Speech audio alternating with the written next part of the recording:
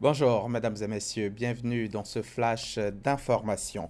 Nous sommes le 31 décembre et dans quelques heures, les populations célébreront le réveillon de Saint-Sylvestre et à l'occasion des feux d'artifice qui seront projetés cette nuit lors du passage de 2016 à 2017, un plan de circulation a été mis en place pour faciliter l'accès au plateau. Ce plan a été présenté par le préfet d'Abidjan. Il est annoncé la fermeture à la circulation de tout le périmètre de la commune.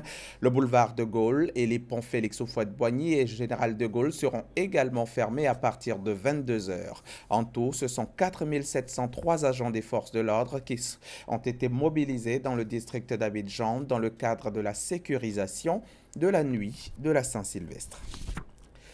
Les fêtes de fin d'année sont généralement accompagnées de bons mets faits très souvent à base de riz, mais attention, un phénomène s'est produit récemment en Asie. Du riz en plastique vendu en Chine a été découvert. Phénomène inquiétant quand on sait que la Côte d'Ivoire importe beaucoup de riz de ces pays asiatiques. Même s'il n'est pas encore avéré que ce riz en plastique ait passé les frontières ivoiriennes, une question se pose tout de même. Nos marchés sont-ils sécurisés? Les aliments que nous consommons font-ils l'objet de vérifications préalables? Christelle Nda et Serge Coléa tenteront de répondre à ces questions. Ce sera tout à l'heure à 13 heures. À 13 heures également, nous irons à Boaké dans le Béquet pour suivre Radio Boaké sur les 98.6 MHz de la bande FM. La radio a fêté récemment son 5e anniversaire de réouverture. Elle entend poursuivre la célébration à travers l'organisation de concerts et de grosses productions. Reportage Amado Walter, RTI Boaké.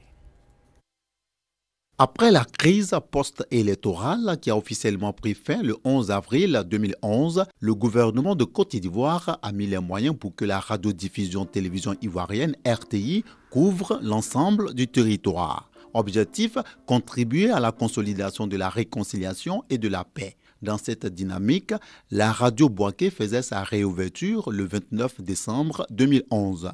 5 ans après, la mission Informer, éduquer et distraire assignée à Radio Boaké émettant sur les 98.6 MHz sur la bande FM continue.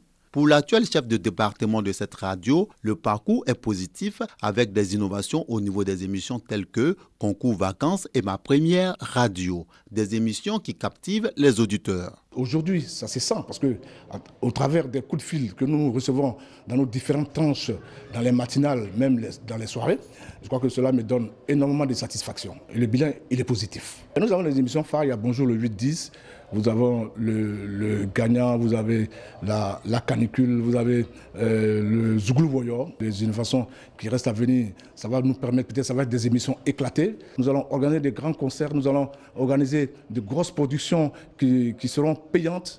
On va voir, le prix sera en tout cas revu à toutes les bourses. La direction de RTI Boaké, en collaboration avec le département radio, a bien voulu célébrer les 5 années de réouverture de Radio Boaké de façon sobre. Tour à tour, journalistes et animateurs de programmes se sont succédés à l'antenne. Plateaux télé et coupures de gâteaux ont marqué cet anniversaire.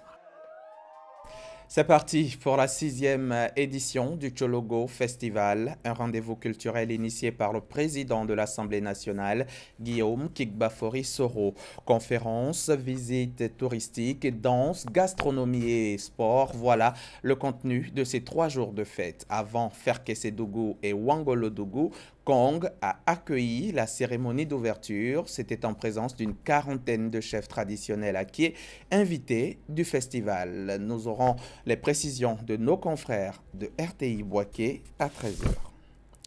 Un double attentat suicide a frappé la capitale d'Irak ce samedi 31 décembre 2016. De sources policières, au moins 27 personnes sont mortes et 53 autres ont été blessées dans l'explosion de 2 bombes humaines sur le marché de Migros d'Al-Sinek dans le centre de Bagdad. Pas de revendication formulée pour l'instant.